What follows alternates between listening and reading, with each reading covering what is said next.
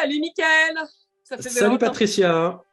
Bah oui, ça fait quelques minutes, hein, pour être honnête, parce que les gens voient bien, on porte les mêmes sapes, on est dans les mêmes coulisses. Non, on tourne C'est plusieurs vidéos en ça. même temps. Vous l'imaginez, on a optimisé notre processus, nous aussi. Voilà. On fait des blogs de vidéos. Voilà. Voilà. Bon, On aborde alors, de je quoi vous aujourd'hui, rappelle. Patricia? Ah ben, on va déjà leur parler du séjour au Monténégro.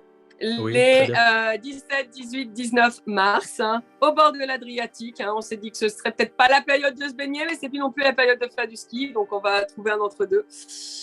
Donc, on se retrouve pour un séminaire spécifique pour les dirigeants d'entreprise. Alors, souvent, soit vous êtes en fin de carrière et vous voulez faire une session avec un maximum de valeur, soit vous êtes tout en début de session de carrière. Vous avez gagné 300, 400, 500. On en a même qui viennent nous voir qui ont gagné 1 million. Mais alors, vous ne savez pas comment. Moi, c'est ce que je préfère. Et il faut réorganiser tout ça. Donc, on vous prend 3 jours en séminaire. En général, on est une petite quinzaine. Et puis, on va aller bidouiller tous les mécanismes généraux. Et puis, le dernier jour, on travaille sur vos mécanismes particuliers. Parce que ce qui nous intéresse, c'est vous et pas la généralité. Donc, on est bien obligé de vous faire poser les choses sous un contexte général. Et puis après, on va aller trifouiller ça à tour de rôle. Vous passez avec nous, hein, comme à l'école.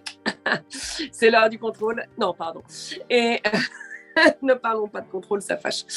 Non, on vous prend en session. Alors, c'est pas des sessions particulières, mais on vous prend en petit groupe. Et puis, alors, on va aller trifouiller ce qui a besoin d'être trifouillé, on va dire.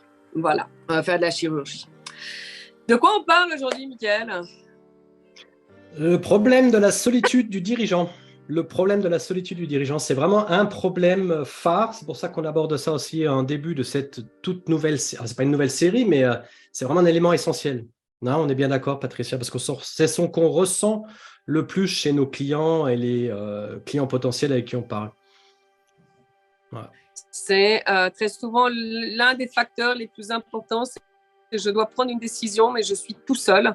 J'ai la responsabilité de 25, 50, 100, parfois plus, hein, de personnes.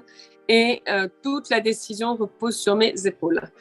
Vous n'êtes pas des superwoman ou des superman. Je risque de vous décevoir. Personne n'a la capacité de se dire qu'il va endosser à lui tout seul, avec ses petits bras, la responsabilité de sa décision qui va impacter une centaine de familles ou une cinquantaine de familles. Même 2 familles, j'ai envie de vous dire, c'est déjà beaucoup dans la tête. Être dirigeant, c'est souvent être seul face à ces décisions. C'est souvent être seul face aux responsabilités de ces décisions. Et c'est souvent être seul face aux conséquences de ces décisions. Ça fait beaucoup de solitude. Qu'est-ce qu'on vous conseille, nous, dans ces cas-là ? C'est d'avoir une éminence grise. Alors, quand Mickaël dit ça, à chaque fois, je pense au cardinal de Richelieu derrière Louis XIII. Mazarin. Mais c'est un peu ça. C'est un peu ça, au final, d'avoir quelqu'un qui ait un regard neutre, parce qu'il n'est pas partie prenante dans l'entreprise. Donc, c'est sûr que vous n'allez pas aller voir vos actionnaires, hein, parce que vos actionnaires, ils sont partie prenante. Mais allez voir des gens neutres, comme nous, mais il n'y a pas que nous, comme des cabinets de conseil aussi. Alors, évitez McKinsey, ils ne sont pas tout à fait neutres, pardon. Faudra que tu masques, là. Non, blague mise à part, hein, c'est d'avoir quelqu'un qui ait un regard, alors souvent cette personne-là, vous la payez, hein, on est bien d'accord, mais qui a un regard complètement neutre et puis surtout qui a la capacité de pouvoir vous faire changer d'optique. Parce que l'important, c'est pas qu'elle vous dise oui, oui en vous tapant sur l'épaule et en prenant son chèque, hein, mais c'est qu'elle ait la capacité de pouvoir vous dire, OK, aujourd'hui, tu es assis de ce côté-là, si je te mets de l'autre côté, tu vois quoi ? Oui, je sais, j'aime bien vous faire changer de place à table. Et je le fais aussi d'ailleurs pendant nos coachings quand on a la chance d'être en présentiel, parce que l'optique n'est pas la même. L'optique ne sera pas la même selon que vous soyez directeur d'un département ou selon que vous soyez le PDG. Et c'est cette optique-là qu'il faut acquérir.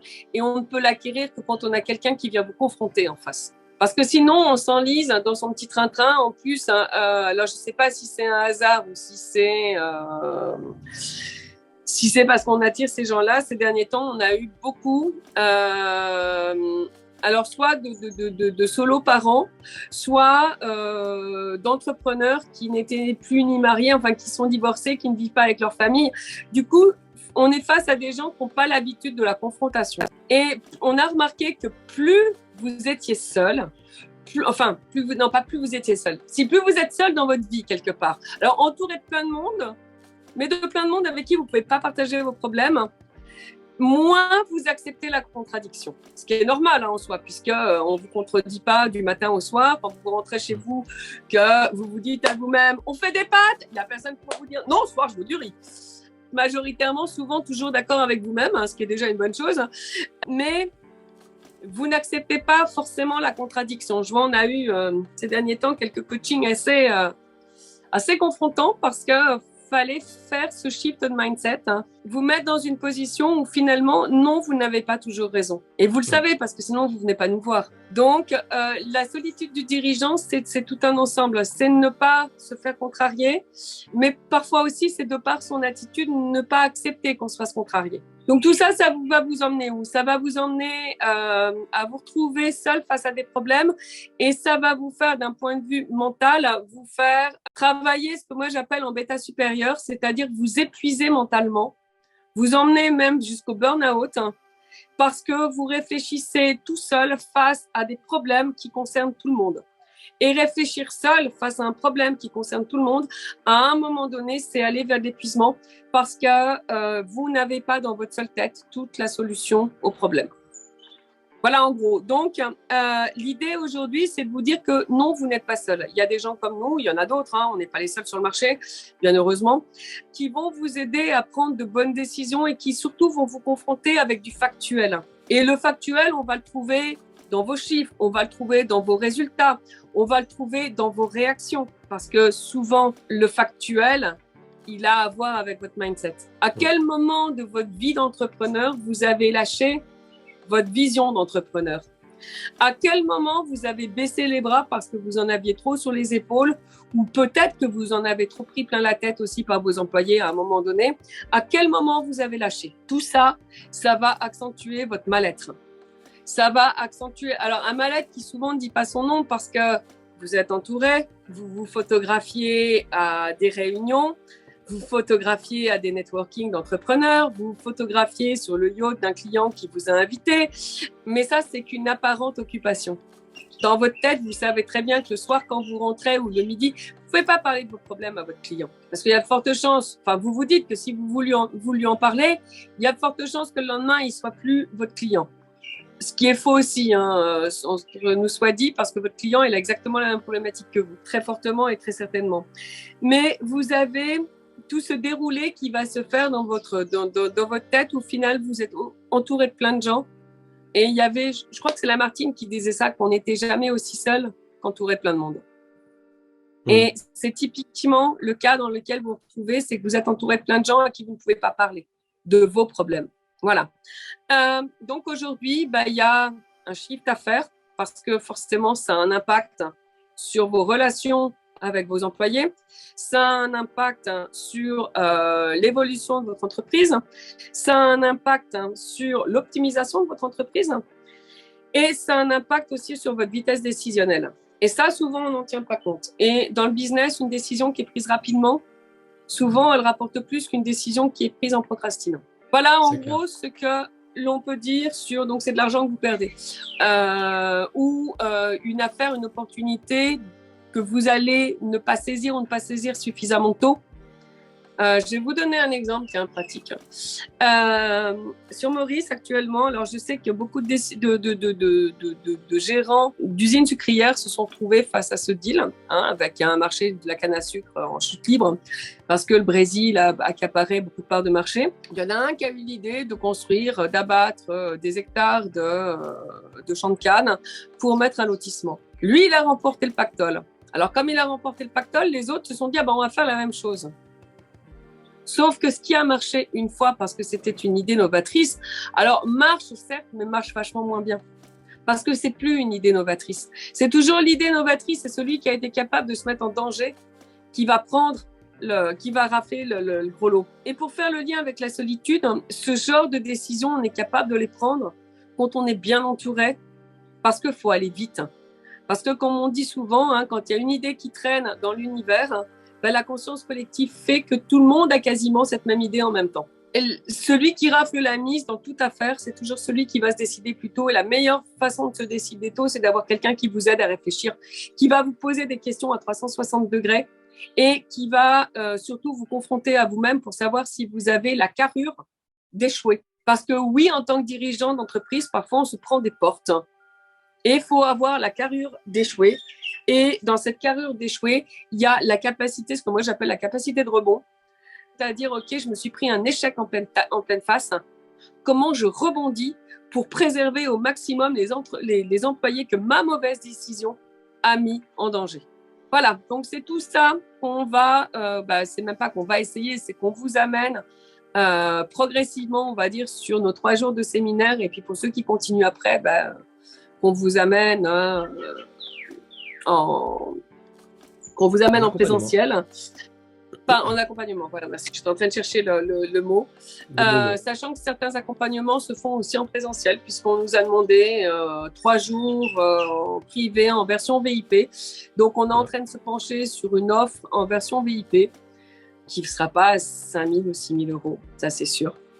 Mais voilà, on nous l'a demandé, donc on est en train de réfléchir, voir comment on peut faire et quel intérêt ça a pour vous et quel intérêt ça a pour nous. Parce qu'il faut que tout le monde s'y retrouve. Nous, ça a un intérêt financier, certes, mais il ne faut pas que ce soit à votre désavantage. Et pour pas que ce soit à votre désavantage, il faut qu'on soit sûr qu'au terme des 3 jours, vous serez en mesure de mettre en application tout ce qu'on vous aura amené.